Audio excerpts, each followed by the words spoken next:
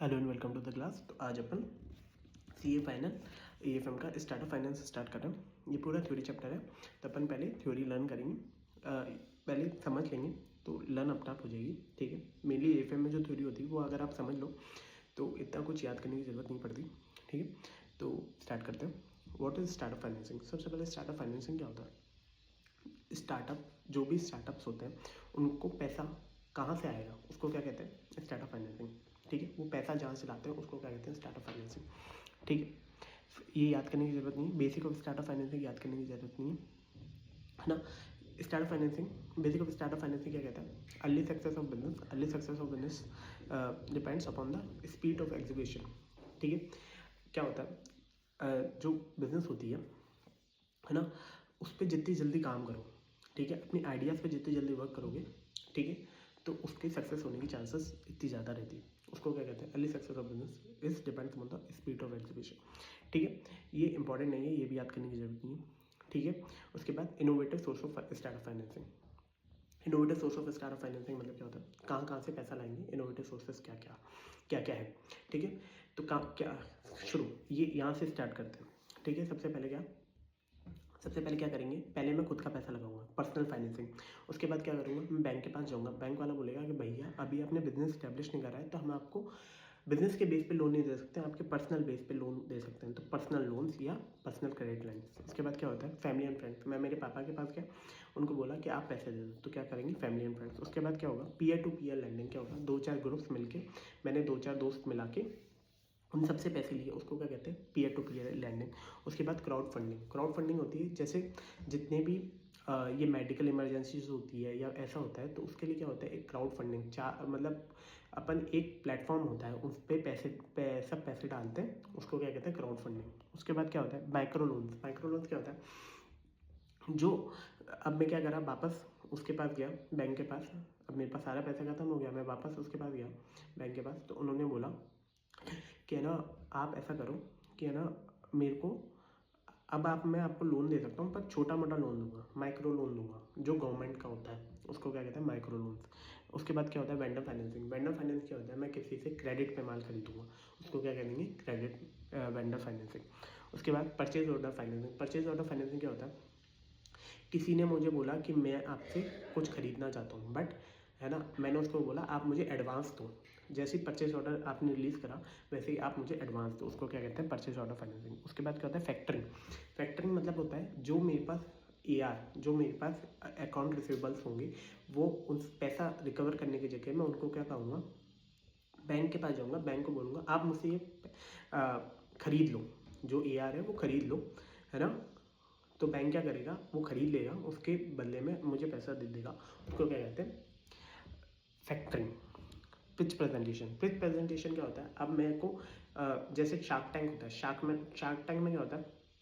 लोग जाते हैं, अपनी पिच को प्रेजेंट करते हैं कि भैया मेरा ये बिजनेस है, मैं ये काम करता हूँ, मेरे पास इतना प्रॉफिट है। उस चीज़ को क्या कहते हैं? Pitch presentation. पिच प्रेजेंटेशन कैसे करनी चाहिए? ज़्यादा से ज़्यादा 20 मिनट्स की होनी चाहिए। उसके बाद क्या होना है? उसमें क्या होना चाहिए? अब अपना पर्पस बताओ, अपना कौन कौन है वो बताओ, उसको क्या कहते हैं? Pitch presentation. अब क्या की एलिमेंट्स ऑफ प्रेजेंटेशन देखते हैं। सबसे पहले इंट्रोडक्शन टू माई सेल्फ। मैं जाऊँगा तो सबसे पहले ये बताऊँगा मैं CA हनीश गुप्ता हूँ। ठीक है ना। फिर इंट्रोडक्शन टू टीम, भैया मेरी टीम में 5 मेंबर हैं, उसको क्या कहते हैं? Introduction to team. उसके बाद क्या क्या है? प्रॉब्लम क्या है, सॉल्यूशन क्या है, अभी मार्केट में क्या प्रॉब्लम चल रही है। ठीक है भाई, मार्केट में और भी प्लेयर्स हैं, पर अभी उनके प्लेयर्स के जो वो प्रोडक्ट दे रहे हैं उसमें ये प्रॉब्लम आ रही है। ठीक है, उसका सॉल्यूशन क्या निकाला है मैंने। ठीक है, कैसे मैं डिफरेंशिएट हूँ अपने उस प्रोडक्ट के लिए। ठीक है, फिर उसके बाद मार्केटिंग का क्या क्या तरीका है, उसके बाद सेल्स का क्या तरीका है, उसके बाद क्या है? बिजनेस मॉडल क्या है, मैं कैसे रेवेन्यू जनरेट करूँगा, कैसे कॉस्ट होगी। ठीक है, उसको क्या कहते हैं? Business model. उसके बाद क्या होता है? फाइनेंसिंग रिक्वायरमेंट, भैया कितना पैसा रिक्वायर है, उसको कहते हैं फाइनेंसिंग रिक्वायरमेंट। ठीक है, क्या क्या होगा? सबसे पहले इंट्रोडक्शन होगा, फिर टीम का इंट्रोडक्शन होगा, फिर उसके बाद क्या होगा? प्रॉब्लम क्या है, उसके बाद सॉल्यूशन क्या है, उसके बाद मार्केटिंग सेल्स क्या है, उसके बाद क्या है?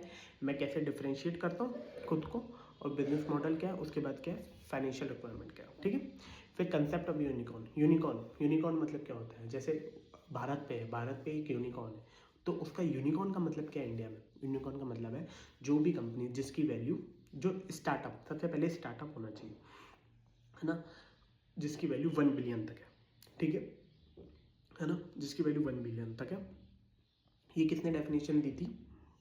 एलन ली ने। ये आपको याद करने की जरूरत नहीं है, एलन ली ने डेफिनेशन दी थी। फीचर्स क्या क्या है? प्राइवेटली हेल्ड है, ठीक है, 1 बिलियन तक वैल्यू होनी चाहिए, है ना, एम्फेसिस ऑन बाई रेयरिटी होनी चाहिए बिजनेस में, स्टार्टअप होना चाहिए, और अदर फीचर्स क्या है? नया आइडिया होना चाहिए, कस्टमर फोकस होना चाहिए, हाई ऑन टेक्नोलॉजी होना चाहिए, ठीक है। और जैसे ही 1 बिलियन कंप्लीट हो जाएगा, 1 बिलियन मतलब मान लो मेरा 1 बिलियन से मेरे कम हो गई वैल्यू, तो उसको क्या होगा, वो अपने स्टार्टअप के, वो अपने यूनिकॉर्न के डेफिनेशन से चले जाएगा बाहर, ठीक है। अब मेथड ऑफ फाइनेंसिंग क्या है? वो क्या था? Source of financing. ये क्या है? Methods of financing. Methods of finance क्या है? बूटस्ट्रैपिंग, एंजल इन्वेस्टिंग्स और वेंचर कैपिटलिस्ट। बूटस्ट्रैपिंग क्या होता है? सबसे पहले बूटस्ट्रैपिंग क्या होता है? खुद का पैसा लगाना या खुद के ऑपरेशन से पैसा निकालना, ठीक है, या तो खुद का पैसा लगाना, पर्सनल फाइनेंसिंग करना है, या खुद के ऑपरेशन से पैसा निकालना। इसमें 3 तरीके के होते हैं। 3 तरह के मेथड क्या क्या होते हैं? Trade credit. ट्रेड क्रेडिट मतलब क्या होता है? क्रेडिट पे माल खरीदना। फैक्टरिंग क्या होता है? वही जो AR मेरे पास जनरेट हुआ, मैंने उनको सेल करा बैंक को, उसको क्या कहते हैं? फैक्टरिंग। उसके बाद लीजिंग। लीजिंग क्या होता है? जैसे किसी से रेंट पे कोई मशीनरी खरीदना, उसको कहते हैं लीजिंग, ठीक है। एंजल इन्वेस्ट, अब क्या आया टॉपिक, क्या है? Angel investor. एंजल इन्वेस्टर क्या होता है ना, इंडिविजुअल होता है जिसके पास खूब सारा पैसा होता है, तो वो क्या करते हैं? स्टार्टअप्स में अपना पैसा डालते हैं, ठीक है। वो क्या चाहते हैं? स्टार्टअप से इक्विटी चाहते हैं, और या फिर डिबेंचर्स चाहते हैं, जो कन्वर्टेबल डिबेंचर्स हो, जो बाद में इक्विटी में कन्वर्ट हो जाए। वो क्या हेल्प करते हैं? मेंटोरशिप के लिए हेल्प करते हैं, और सपोर्ट के लिए हेल्प करते हैं, ठीक है। वो कैसे एग्जिट लेंगे? या तो आईपीओ जनरेट हो जाएगा तो अपना पैसा सेल कर देंगे, अपने शेयर सेल कर देंगे, या फिर क्या करेंगे, कोई उनको एक्वायर कर लेगा। जैसे क्या होगा, वो प्रमोटर्स को बोलेंगे कि ठीक है, अब आपका बिजनेस डेवलप हो गया, अब आप ऐसा करो, आप हमारे शेयर्स खरीद लो, ठीक है। उसको क्या कहते हैं? Angel investor. एंजल इन्वेस्टर और वेंचर कैपिटलिस्ट में क्या डिफरेंस होता है? वेंचर कैपिटलिस्ट बड़ी ऑर्गेनाइजेशंस होते हैं, एंजल इन्वेस्टर्स क्या होते हैं? इंडिविजुअल होते हैं, ठीक है। एंजल इन्वेस्टर्स इंडिविजुअल होते हैं और वेंचर कैपिटलिस्ट ऑर्गेनाइजेशन होते हैं। सेम चीज़ है, ये भी पैसा लगाते हैं स्टार्टअप्स में, वो भी पैसा लगाते हैं स्टार्टअप्स में, पर वो क्या है? इंडिविजुअल है, ये क्या है? ऑर्गेनाइजेशन है। सबसे पहले ये भी लॉन्ग टर्म इन्वेस्टमेंट के लिए प्लानिंग करेंगे, 3 to 10 ईयर्स। ये भी इक्विटी पार्टिसिपेशन करते हैं, इनके पास भी हाई रिस्क हाई रिटर्न होती है। मतलब क्या कहते हैं? इक्विटी पार्टिसिपेट कर रहे हैं, अब मान लो स्टार्टअप है, हो सकता है वो डेवलप हो जाए, तो उसको क्या कहेंगे? हाई रिस्क है। और वो इतना डेवलप हो जाए कि वो यूनिकॉर्न बन जाए, तो उसको क्या कहते हैं? हाई रिटर्न, ठीक है। लिक्विडिटी लो होती है यहाँ पर, कि भाई इक्विटी पार्टिसिपेशन, लिक्विडिटी लो होगी। एडवांटेज क्या क्या है? सबसे पहले लॉन्ग टर्म, भाई मेरा इक्विटी में पार्टिसिपेट कर लिया तो मेरे लिए क्या है? लॉन्ग टर्म का इक्विटी पार्टिसिपेशन हो गया। भाई कंपनी को अब इनको इंटरेस्ट तो देना नहीं है, ठीक है। और क्या कहते हैं? Acting as a business partner. भाई इक्विटी में पार्टिसिपेट करा है, और acting as a business partner, मेरे को माल दे लेने में हेल्प करेंगे, मेरे को किसी को सेल करने में हेल्प करेंगे। Provide as a practical advice. भाई ये एक जगह तो इन्वेस्ट करते नहीं, तो खूब सारे ऑर्गेनाइजेशन में इन्वेस्ट कर रहा होता है, तो ये एक प्रैक्टिकल एडवाइस देते हैं, नेटवर्क बिल्ड करने में हेल्प करते हैं, ठीक है। फिर क्या करेंगे? लास्ट में ये आईपीओ के लिए हेल्प करेंगे। आईपीओ के लिए कैसे हेल्प करेंगे? मेरे को बताएंगे आईपीओ कैसे इशू होगा, ठीक है। फिर उसके बाद क्या है? ट्रेड सेल मतलब क्या होता है? मेरा पूरा बिजनेस सेल करने में हेल्प करेंगे, ठीक है। नेक्स्ट क्या होता है? स्टेजेस ऑफ वर्किंग कैपिटल, वो sorry vendor capital funding. Stage of vendor capital funding, इसमें क्या होता है? सबसे पहले ध्यान रखना क्या क्या होता है? सीड, पहला सीड डाला, फिर उसके बाद क्या? स्टार्टअप, थोड़ा सा सीड ग्रो हुआ, फिर फर्स्ट, सेकेंड, थर्ड और फोर्थ, ठीक है। सीड मतलब अपने आइडिया पे काम करना, पैसा लेके अपने आइडिया पे काम करना, use to prove a validate a business idea, ठीक है। अब क्या होता है? स्टार्टअप मतलब थोड़ा सा ग्रो हुआ, तो क्या करना? अपने प्रोडक्ट को डेवलप करना और मार्केटिंग एक्सपेंसेस करना, ठीक है। उसके बाद क्या होता है? फर्स्ट राउंड में क्या होता है? पहली सेल होता, अर्ली सेल होना, उसको क्या कहते हैं? मैन्युफैक्चरिंग एक्टिविटीज़ करना, अर्ली सेल होना, उसको क्या कहते हैं? First round. उसके बाद सेकंड राउंड में क्या होगा? Working capital. अब मेरे पास सेल होने लगी तो मैं वर्किंग कैपिटल भी होगा। वर्किंग कैपिटल जैसे current asset minus current liabilities, तो वर्किंग कैपिटल फाइनेंसिंग के लिए अपन को जो पैसा चाहिए होता है वो क्या करते हैं सेकेंड राउंड में मिलता है। थर्ड राउंड में क्या होता है, अपन को अब 1 यूनिट लगाई, अब मैं 2 यूनिट लगाऊंगा, 3 यूनिट लगाऊंगा, 4 यूनिट लगाऊंगा, तो उसको क्या कहते हैं थर्ड राउंड। थर्ड राउंड क्या कहता है मेजनाइन फाइनेंसिंग कहते हैं इसको। Expansion of funding, expansion funding 1 unit, 3 unit, 4 unit. उसके बाद क्या होता है फोर्थ राउंड। फोर्थ राउंड क्या होता है शॉर्ट टर्म फाइनेंसिंग होती है। अब मैं क्या करूँगा IPO इशू करने वाला हूँ, पर IPO इशू करने के और मान लो A से B जाना है, A से B जाना है, तो मान लो ये IPO है और मैं यहाँ पे खड़ा हूँ, तो यहाँ से यहाँ जाने के लिए भी मेरे को फाइनेंसिंग चाहिए पड़ेगी। उसको क्या कहते हैं फोर्थ स्टेज फाइनेंसिंग, जिसको एक तरीके से ब्रिज बन गया ना ये, इसको कहते हैं ब्रिज फाइनेंसिंग। अब ये मैट्रिक्स है, ये याद करनी पड़ेगी आपको, ठीक है। सीड फाइनेंसिंग 7 to 10 ईयर्स के लिए होती है। स्टार्टअप फाइनेंसिंग 5 to 9 ईयर्स के लिए होती है। First stage, second stage, third stage 3 to 7, 3 to 5, 1 to 3, 1 to 3, ठीक है। रिस्क कैसे रहेगी, सबसे पहले एक्सट्रीम रिस्क रहेगी, फिर वेरी हाई, फिर सफिशिएंट हाई, फिर उसके बाद मीडियम, उसके बाद लो, ठीक है।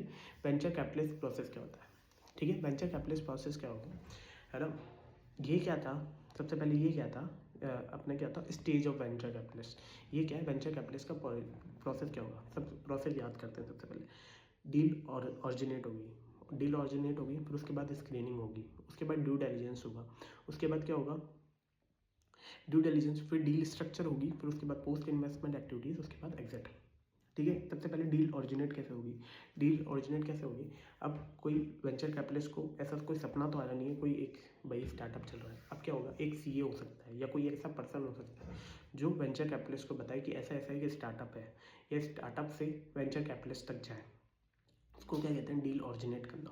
उसके बाद स्क्रीनिंग होगा। अब मेरे वेंचर कैपिटलिस्ट को पता चल गया, तो वेंचर कैपिटलिस्ट क्या बोलेगा कि मैं मेरे 4 बंदे भेजता हूँ, वो स्क्रीनिंग करेंगे, वो देखेंगे कि ऐसा स्टार्टअप है या नहीं है, उसको कहते हैं स्क्रीनिंग करना। उसके बाद क्या होता है ड्यू डिलिजेंस। अब वेंचर कैपिटलिस्ट ने कह दिया भाई स्टार्टअप तो है, अब ऐसा करता हूँ मैं ड्यू डिलिजेंस कराता हूँ इसका। ड्यू डिलिजेंस मतलब क्या होता है, आप जो स्टार्टअप्स होते हैं वो ड्यू डिलिजेंस, जो उनका ड्यू डिलिजेंस होता है, उनको उनका पता चलता है कि फ्यूचर में इनका क्या प्रोजेक्शन रहेगा, ये कह रहे हैं जो सही कह रहे हैं, है ना, मतलब इनकी बैलेंस शीट का यही स्कोर रहेगा या फिर इनका P&L इतना ही रहेगा, उस चीज़ को ड्यू डिलिजेंस कहते हैं। फिर पोस्ट इन्वेस्टमेंट एक्टिविटीज़ होती है। पोस्ट इन्वेस्टमेंट एक्टिविटीज़ क्या होता है, जैसे अब मैंने इन्वेस्ट कर दिया, अब उनको नेटवर्क करवाऊंगा, उनकी सेल में हेल्प करूंगा, उसको कहता है पोस्ट इन्वेस्टमेंट एक्टिविटीज़। उसके बाद एग्जिट, एग्जिट मतलब IPO इशू करना, ठीक है। वेंचर कैपिटल इन इंडिया में क्या होता है 2 तरीके से होते हैं, ठीक है। एक तो डोमेस्टिक होता है और एक ऑफशोर होता है। ऑफशोर के अंदर भी 2 होते हैं, यूनिफाइड और ऑफशोर फंड, ऑफशोर स्ट्रक्चर, ठीक है। डोमेस्टिक में क्या होगा, सबसे पहले ये डायग्राम याद करना। डोमेस्टिक के लिए इन्वेस्टर होएगा, इन्वेस्टर एक ट्रस्ट में अपना पैसा डालेगा और एक ट्रस्ट अपना वापस किस में पैसा डाल देगी, स्टार्टअप्स में। इन्वेस्टर्स कौन होंगे, यहाँ पे डोमेस्टिक इन्वेस्टर्स होंगे, ठीक है। ट्रस्ट क्या होगा, एक व्हीकल होगा, डोमेस्टिक पूलिंग व्हीकल, यहाँ से पैसा पूल करा और यहाँ पे डाल दिया, ठीक है। ये पूरा इंडिया का होगा, तो ये क्या करेगा डोमेस्टिक। उसके बाद ऑफशोर फंड, ऑफशोर फंड में 2 तरीके होंगे, यूनिफाइड और एक कौन सा ऑफशोर स्ट्रक्चर। ऑफशोर स्ट्रक्चर क्या होता है सबसे पहले देखते हैं। ऑफशोर स्ट्रक्चर क्या होगा, एक ऑफशोर मैनेजर होगा, वो बाहर बैठा होगा, और यहाँ पे एक इन्वेस्टमेंट एडवाइजर होगा जो इंडिया में होगा, ठीक है। ऑफशोर में इन्वेस्टमेंट एडवाइजर बताएगा ऑफशोर मैनेजर को कि भैया ऐसे ऐसे एक स्टार्टअप है, ठीक है। अब ऑफशोर मैनेजर क्या करेगा, बाहर के लोगों से पैसा लेगा, ठीक है। अब यहाँ पे एक ट्रस्ट बनाएगा, ट्रस्ट बनेगा और उस ट्रस्ट में इन्वेस्ट करेगा और ट्रस्ट डायरेक्ट अपना पैसा डाल देगी, ठीक है। इन्वेस्ट एडवाइजर डायरेक्टली में है ना, ट्रस्ट बनाया, ट्रस्ट को क्या कह देंगे इन्वेस्टमेंट व्हीकल कह देंगे, और ट्रस्ट अपना पैसा किसको डाल देगी, स्टार्टअप्स को, ठीक है। अब क्या होगा यूनिफाइड वाला, यूनिफाइड क्या होगा, डोमेस्टिक का तरीका तो वही रहेगा कि इन्वेस्टर है, ट्रस्ट बना, ट्रस्ट डोमेस्टिक व्हीकल कहलाया और उसने लेके अपना पैसा डाल दिया स्टार्टअप्स में, है ना। अब क्या होगा यूनिफाइड स्ट्रक्चर में जो ऑफशोर वाले हैं, मतलब जो बाहर वाले हैं, बस इन्वेस्टर एडवाइजर हट जाएगा। अब क्या करेंगे, ऑफशोर मैनेजर डायरेक्टली पैसा इन्वेस्ट करेगा, इंडिया में कोई इन्वेस्टर एडवाइज़र नहीं होगा, और वो लेके जो ट्रस्ट है, वो ट्रस्ट जो कॉमन ट्रस्ट होगा डोमेस्टिक वाला और उसका, है ना, वो डायरेक्ट लेके स्टार्टअप में पैसा डाल देंगे, ठीक है। हो गया डोमेस्टिक और ऑफशोर स्ट्रक्चर। उसके बाद स्टार्टअप इंडिया इनिशिएटिव, स्टार्टअप की डेफिनेशन होगी। स्टार्टअप की डेफिनेशन क्या है, कि भैया सबसे पहले एज होनी चाहिए 10 ईयर्स तक, प्राइवेटली ओन्ड होना चाहिए, जिसका टर्नओवर 100 करोड़ तक होना चाहिए। उसके बाद कि भैया स्प्लिटिंग से मतलब भाई कोई ऐसा नहीं होना चाहिए कि कोई पुराना बिजनेस था उससे नया बिजनेस बनाना, नहीं, पूरा नया बिजनेस होना चाहिए, है ना। अब गवर्नमेंट क्या क्या हेल्प करेगी, एक तो टैक्स हॉलीडे देगी, है ना, माइक्रो लोन्स मिलते हैं, एंजल टैक्स इन्वेस्टिंग मिलती है। उसके बाद क्या होता है, स्टार्टअप इंडिया, ठीक है, स्टार्टअप इंडिया इनिशिएटिव्स, ठीक है। अब क्या होता है, succession planning and in business, succession planning in business, ठीक है। सक्सेशन प्लानिंग क्या होता है, जितने भी फैमिली बिजनेस होते हैं या बड़े बड़े बिजनेस होते हैं, ठीक है, उनके अंदर क्रिटिकल पोजीशन को जानना कि भैया सीईओ है, ये क्रिटिकल पोजीशन है, या सीएफओ है, ये क्रिटिकल पोजीशन है, उन पोजीशंस को जानना, ठीक है। और एक प्लान डेवलप करना कि अगर ये हमारे को छोड़ के चले गए, जो बंदा अभी बैठा है वो हमारे को छोड़ के चला गया, तो उसकी जगह कौन बैठेगा, ठीक है। उसको क्या कहते हैं, सक्सेशन प्लानिंग। पढ़ते हैं एक बार, it is process of identifying the critical position, सबसे पहले क्रिटिकल पोजीशन को जानना, फिर उसके बाद develop a plan to for individual who assume this position, मतलब कौन इस पोजीशन पे बैठेगा, उसके लिए प्लान डेवलप करना, ठीक है। क्यों आया सक्सेशन प्लानिंग, क्यों आया, ठीक है, रिस्क को मिटिगेट करना कि भैया एकदम सडन किसी की कोई ऐसा कुछ हो जाता है, मतलब मान लो किसी की डेथ हो जाती है ना, है ना, तो सडन एग्जिस्ट हो जाता है वो लीडर, तो उसको उसकी जगह कौन है, कोई भी नहीं है। अगर अपन सक्सेशन प्लानिंग नहीं करेंगे तो कोई भी नहीं है, तो इसलिए क्या करेंगे, एकदम से रिस्क को मिटिगेट करना, ठीक है। उसके बाद कॉजल रिमूवल, मान लो कोई लीडर कुछ गलत कर देता है, ठीक है, तो उसकी जगह कौन बैठेगा, अगर ये गलत कर दिया तो उसने, तो उसकी जगह कौन बैठेगा, उसको क्या कहते हैं, कॉजल रिमूवल।